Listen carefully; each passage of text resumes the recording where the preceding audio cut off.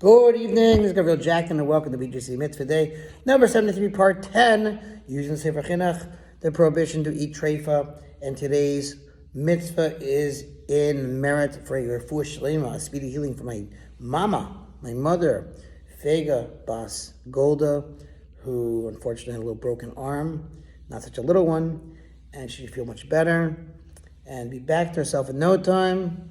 So here we go, Mama, this one's for you. All right.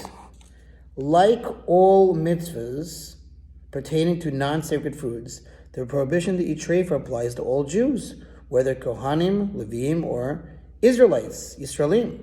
Considering this point to be obvious, Chinuch discusses a verse in Ezekiel that seems to limit the applicability of this mitzvah.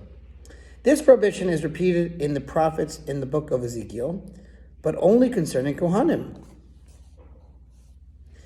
As it is written there concerning them, any nevela, carcass, or Tereifah of fowl or livestock that Kohanim may not eat. This is problematic, for the verse would seem to imply that the prohibitions of nevela and Tereifah apply only to Kohanim. The sages in Menuchos informed us, however, that this is not so. These prohibitions certainly apply to all Jews, but it was necessary due to this following reason for the prohibition to be repeated by Ezekiel, specifically concerning the Kohanim.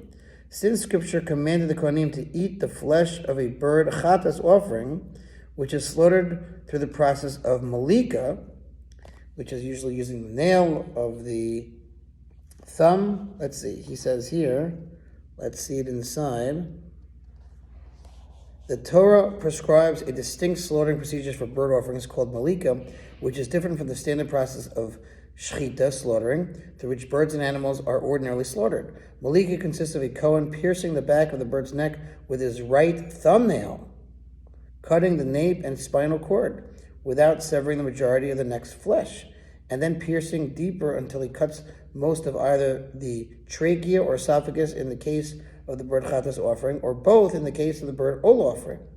Thus, malika slaughter differs from shechita slaughtering in two ways. Number one, the cutting is done with the Kohen's thumbnail rather than a knife.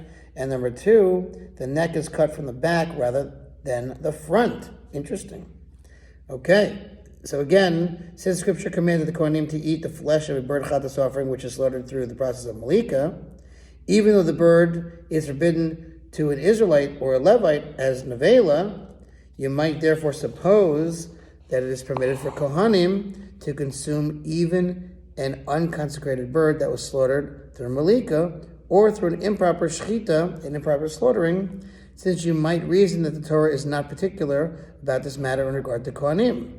For since they are removed from the confines of the prohibition to eat nevela concerning one matter, meaning eating the bird chatas offering, perhaps they are entirely removed from the matter of shechita and may eat birds or even animals that are killed in any manner.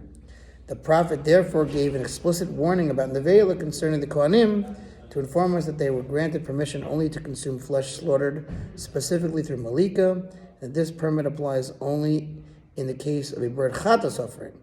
But in regard to unconsecrated fowl and certainly livestock, they remain within the confines of the prohibition of nevela, just like Israelites.